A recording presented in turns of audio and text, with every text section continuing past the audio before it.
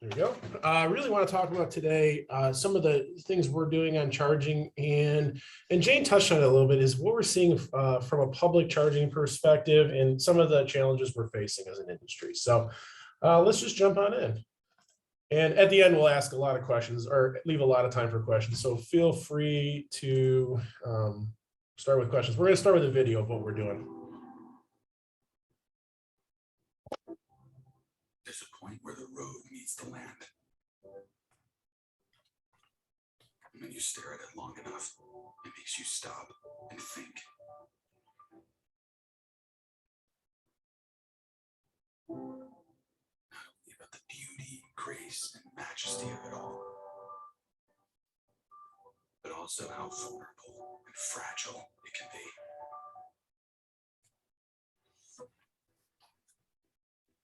As the horizons fly by, it's easy to promise yourself that you'll appreciate them more when you have the time. Will you spend as much time on the road as we do? You start to feel like the planet's time might just fly by us instead. So who's going to stand up? Talk less and do more about innovation, about sustainability, about making an impact so huge the planet won't know we were on it at all. Because if you spend any time out on the road, you know that these places, these people, this planet matter. And that's why we promise to take a stand for all the things between every horizon. And where the road meets the land.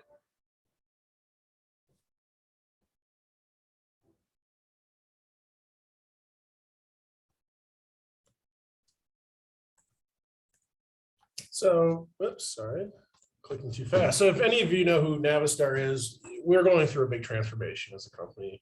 We were one of the largest diesel truck manufacturers in the country today, and school bus manufacturers. And we're changing. And as that video shows, is words like sustainability and looking at the future and the impact as a company we bring to it. Wasn't a thing we were talking about years ago, but we are now, and it's a main focus. And zero emissions vehicles is something that my team and the company is 100% focused on. So who we are, we're one of the largest truck manufacturers, bus manufacturers, school bus manufacturers in the country. But where we've come from, we're not part of the Traton group. So a lot of folks are not familiar with the Traton name. It started off as Volkswagen Truck and Bus. So Volkswagen's truck and bus divisions now Traton. It's been like that for a few years, but it really consists of a few brands: Scania, MAN, and Volkswagen Brazil, and now Navistar. So they purchased us about a year ago, and we are 100% rolled into the group, which is exciting. We're able to leverage technology and really global scale as we're launching these new vehicles, and also technologies around the vehicles. ADAS, electrifications are key areas that we're focusing on globally. Okay, moving on. So everyone knows on this call, if you've been around, electrification's ramping up every day. You pick up a newspaper, you pick up Twitter. This is one of the main things that are being talked about. And we want to be a leader in this space, and we are a leader in this space.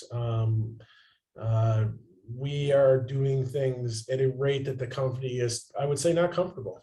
And it's an exciting time watching a large company change into this space. Another reason we're doing it, everyone else knows this, is the CARB and clean air rule. I believe Connecticut did sign on last week. So a large majority of these states are moving in that direction of the initial 15.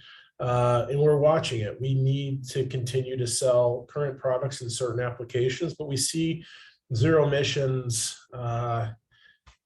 successful in a lot of applications, school bus, medium duty, short haul, things like that. So we need to blend our strategy as we move into this, and we'll have the vehicles to meet these needs. A lot of folks ask what is next. So we were created 3 or 4 years ago to help enable our customers' journey. So we're really the consulting arm of Navistar for e-mobility. I'm based here in Rochester Hills. We have a small office that is really 2 parts. We have a lot of focused engineering here that's done for zero emissions. And we also have my team, which is customer enablement. So we spend a lot of time talking about electrification specific topics. But we also have our other sites. World headquarters is in Chicagoland and Lisle. And then our school buses are manufactured along our traditional field school buses in Tulsa, Oklahoma.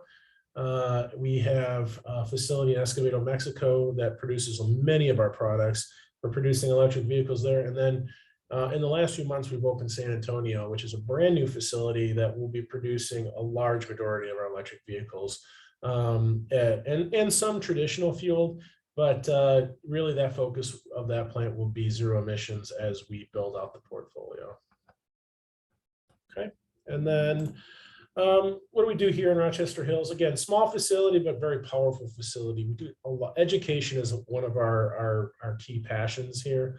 So we spend a lot of time talking about vehicles, of course, it's our core business. We also talk about charging, and I know that's the key on this call today. It's a funny thing. We talk about charging probably more than any other topic here. It's one of the pain points for our customers. And it's one of the scarier things for them. So educating in that space has been extremely important. And then we do a lot of training here with our customers for safety, driver training, and then we're doing a lot with first responders and other folks. And of course, our traditional technician and sales training too. A little bit on our product roadmap.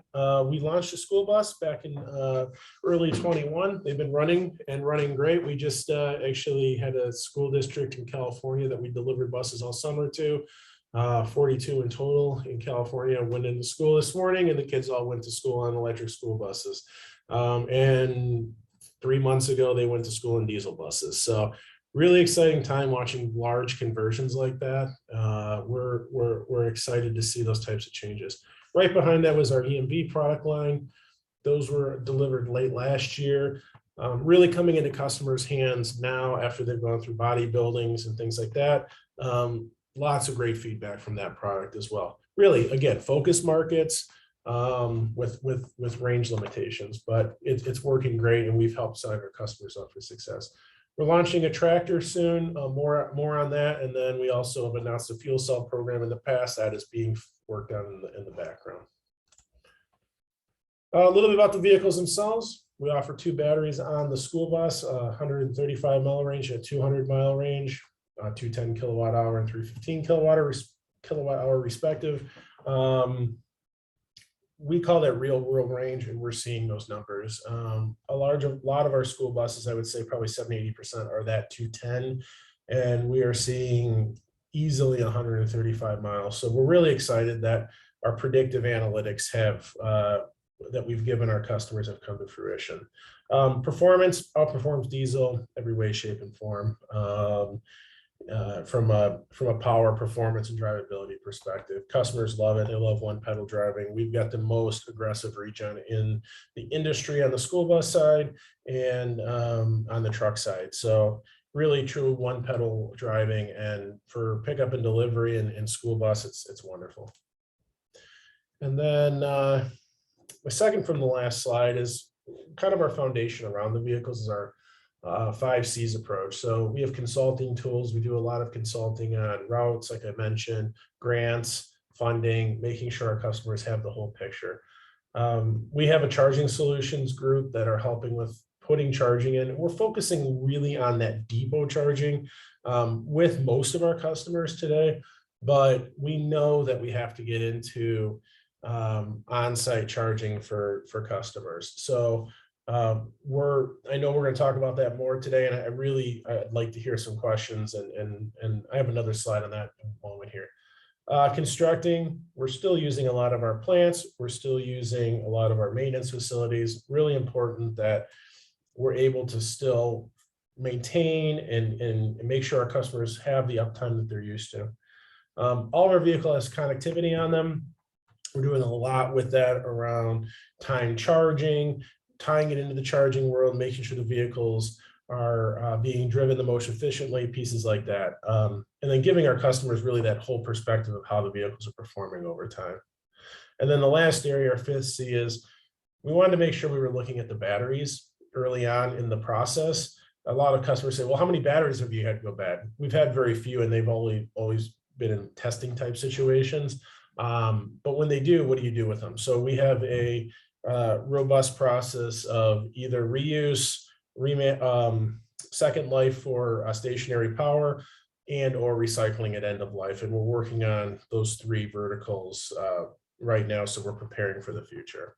So with that, I'm going to jump over to my last slide here, and public charging. So this is one of my, I've stolen some of these pictures online, and the top one's of a truck that we were charging. Our friends at Electrify America don't like when we post this, our cousins over there, but it's a true to life scenario that we're facing, as both on the passenger car side and on the commercial vehicle side. There is not public charging really available for vehicles that are big. And I say this, if you guys are familiar with the TFL guys, it's a YouTube channel. We did some taping with them a couple of weeks ago, and they said, hey, we've had a Ford F-150 or a Hummer. They barely even fit in some of the public parking spaces from just a width perspective. They were designed for smaller passenger cars. So one of our big asks, and working with Jane and the clean fuels team has been so successful, is we need to look at making the parking spaces slightly bigger, and that you could fit potentially a small truck in, or a small medium duty type truck, or a school bus in. This will help us with adoption. So the one takeaway today for anyone that's on this call, if you're working on any of these projects, please think bigger. And I'm saying that literally, think bigger on the vehicles and the size. Even we're hearing a lot with folks with trailers, they can't get in there without dropping a trailer. It's very inconvenient. So thinking bigger as we're putting these types of public facing charging up. You want to speed up adoption, you want to speed up throughput, you want to have more utilization at your charging stations, make sure you think bigger. So I'll leave it at that. Love to hear some questions, and I'll turn it back over to Jane. Thanks so much, Jason. I know we have a bunch of groups on the call that are really excited about school buses, that are really excited about medium duty vehicles. So I appreciate you giving us an overview on the product offerings and the approach that your team is taking. I'm wondering if you can give us a little bit more insight on how some of your customers charge their vehicles, and kind of the difference between depot charging versus public charging, and why they're both important. Yeah, so today, the majority, I would say 99, 100% are really doing that depot behind the fence charging. So one of my mandates for my team is before we deliver a vehicle to a customer, if they have charging already, we want to make sure the vehicles will charge with the charging they have in place. That's a challenge. Anyone that knows charging knows that. If they don't, we want to make sure that we're helping them walk through that process of installing charging and put the right size charging in.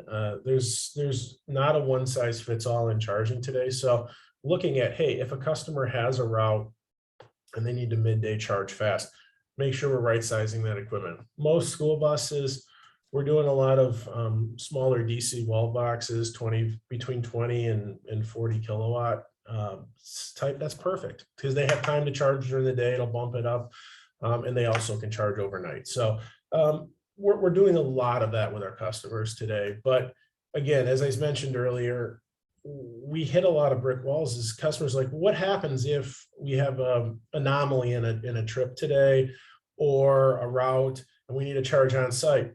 Well, you can charge Electrify America, but a lot of times we're having issues even getting in there. you upset folks, especially when you take up 2 or 3 spots. And then in some instances, we've seen in California where there's high utilization, the facility manager at the Walmart or wherever the site is, they'll just come and ask us to leave nicely. So it's really not equipped for what we do today. Yeah, thanks. That's helpful. And I think it's important to note too that range anxiety is real no matter what kind of vehicle you're driving. And so the more that we can have dual purpose, ubiquitous charging that works for multiple vehicle types, hopefully the more comfortable people feel and the more confident that they'll feel to adopt an electric vehicle, whether it's, for your passenger car or for your fleet. Awesome. We'll have plenty of time for discussion. So if folks have questions, feel free to throw them in the chat, raise your hand. I do want to recognize that we have some folks on our call today from the DTE e-fleets program, and they offer really extraordinary consulting services and other incentives for fleets in their service territory to go electric. So I think Harry or Patrick, if you wanted to give us a little bit more insight on what you're up to at DTE, what you're hearing from some of your customers, I think that would be a great addition to our conversation too. Sure. Thanks, Jane. My name's Harry Newtile. I'm with DTE in the EV space. And really, our mission is to really get out there and talk to fleet owners. We talk to them about, does it make sense for them to look at electric vehicles? If so, we have some rebates in place to help them do that. And then we also help them with project design and going from, yeah, this looks pretty good, to actually hooking up a charger and making it work. So if I could share my screen.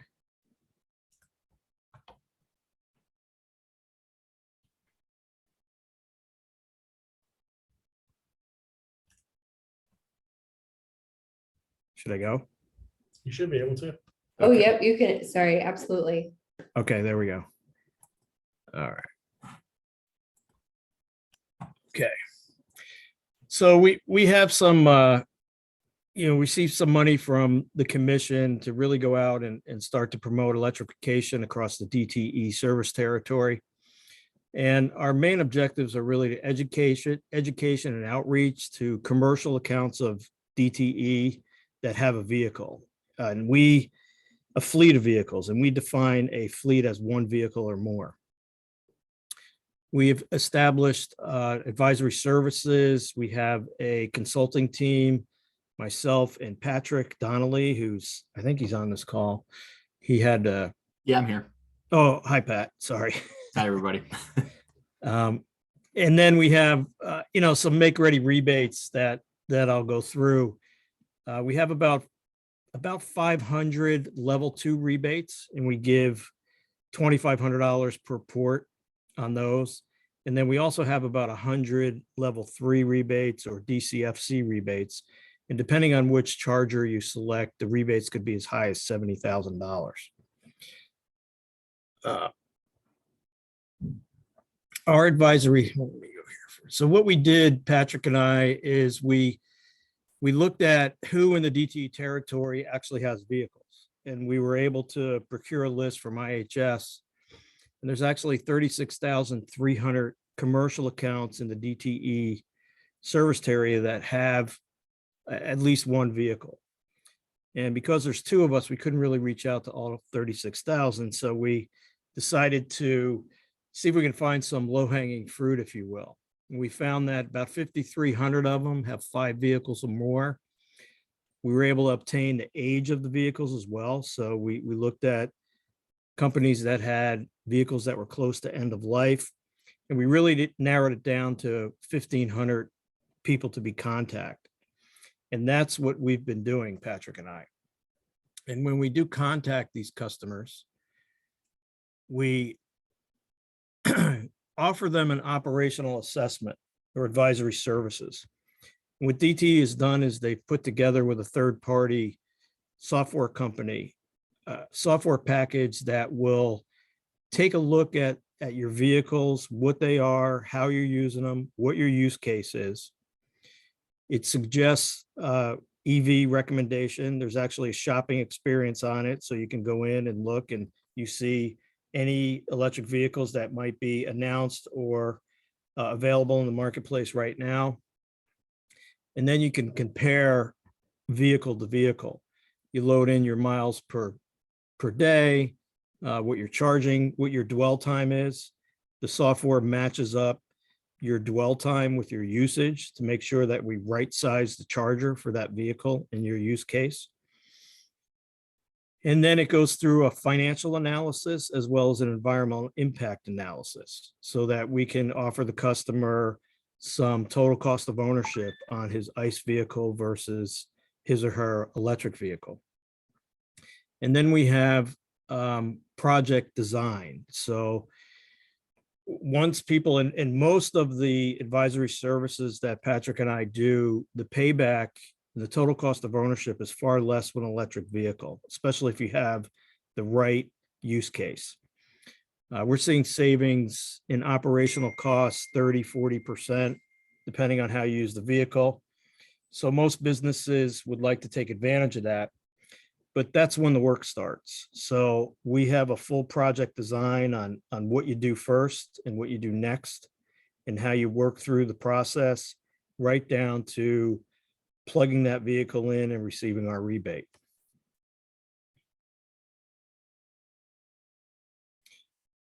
That's the fleet side. We've also spent a lot of time, Patrick and I, on the Clean School Bus program. I think everyone's probably aware of the Bipartisan Infrastructure Act and how the EPA is funneling money to school districts. So we kind of got a little sidetracked on the commercial program and really started focusing on school districts within our service territory. And we're still getting some numbers in, but what we're seeing is we have probably over 100 committed buses. Is that about right, Patrick, so far? So we've got school Yep. districts and that have already committed to applying for school buses, and over 100 buses in our service territory. And I think it's just going to go up from there. So anything we can do to help, we're happy to do.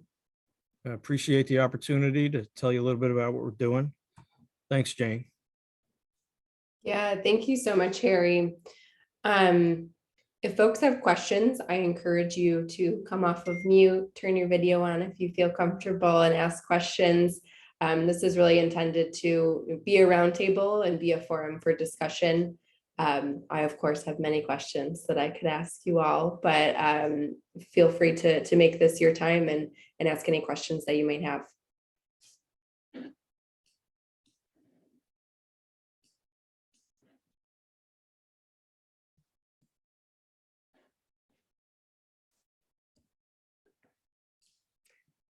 I'll ask another one.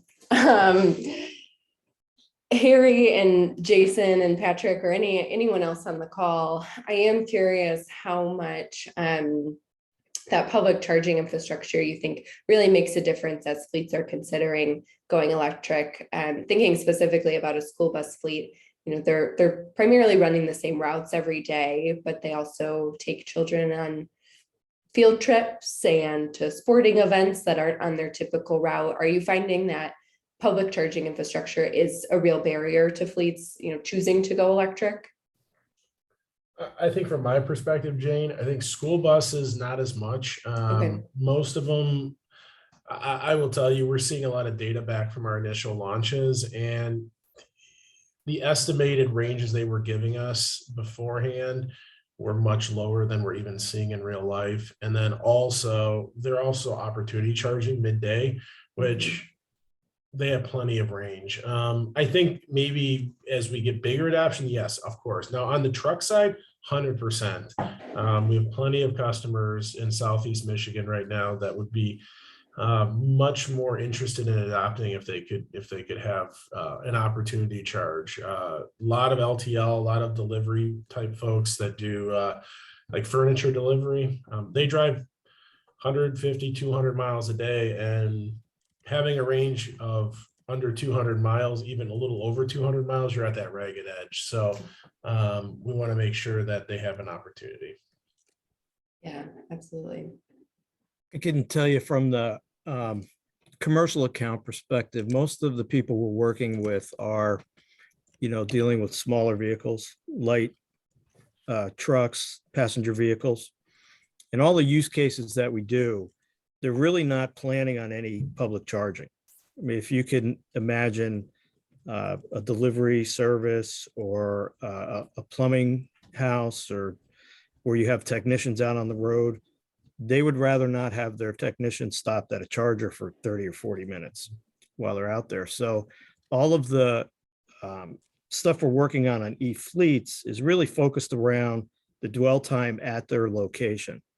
And does the use case match? If we can get a pickup truck that does 250 miles or 200 miles, and the average miles per day are 80 miles, that's a great fit for some of the customers that we work with.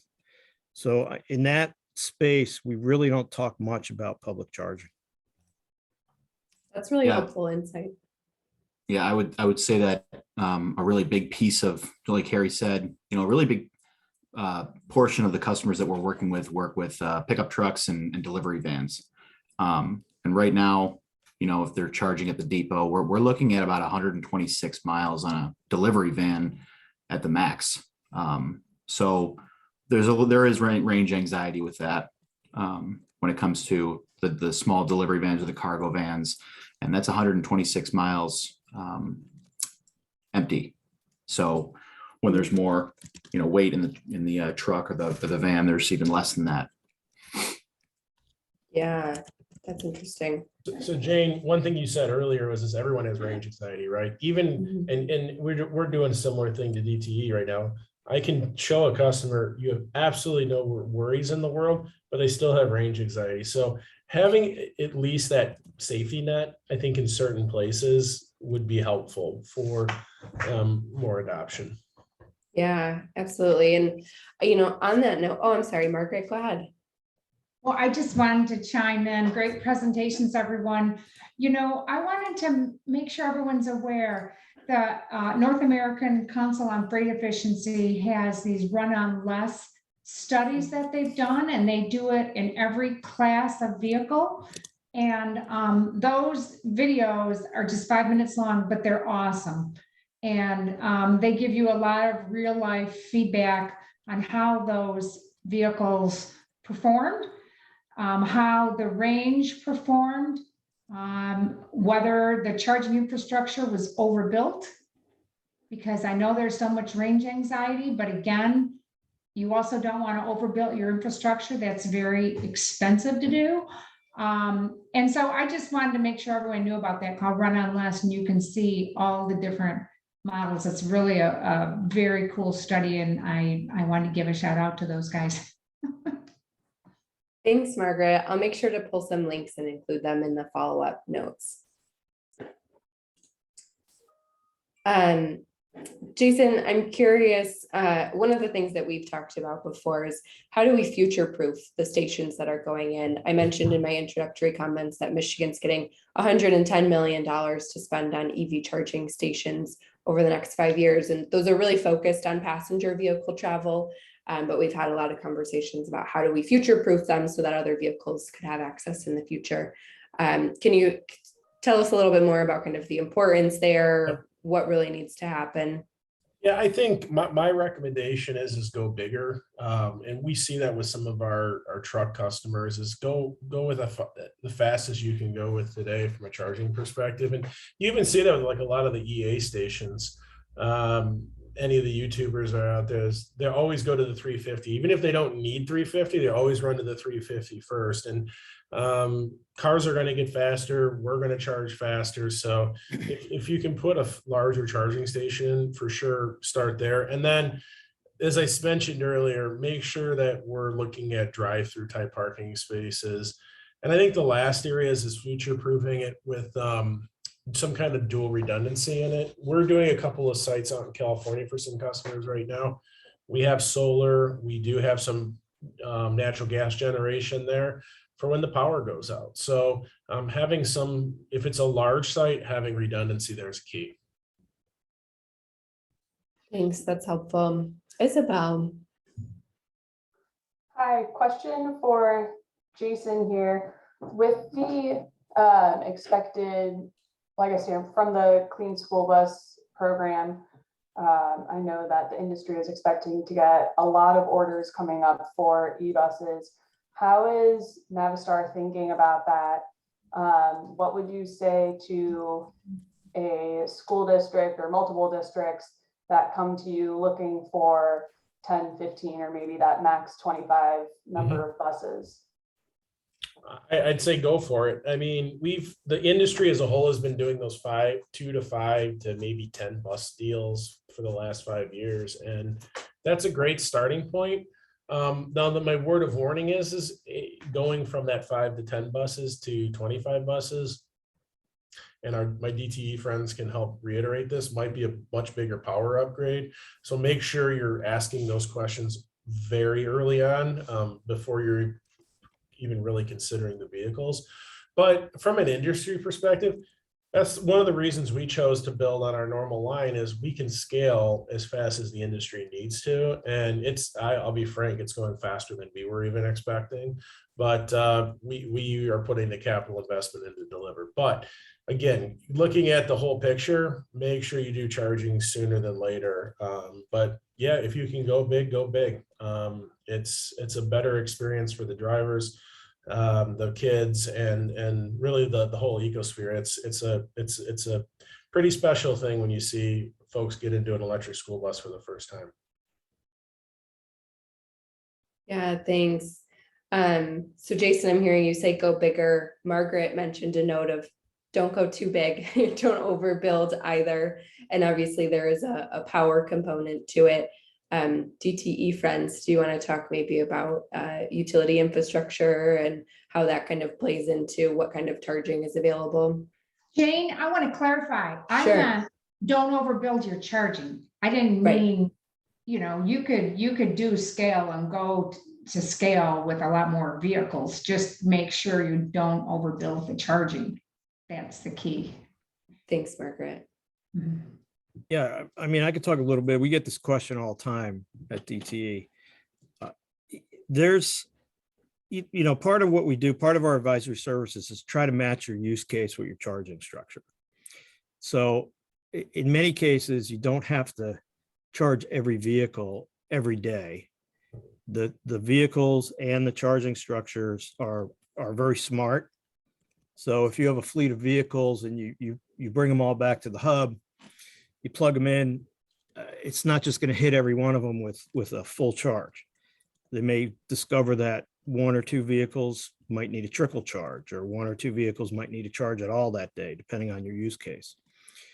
So there's solutions to this that we don't even really know about yet that are coming. I mean, that's what's great about this industry. We're all learning together and moving forward.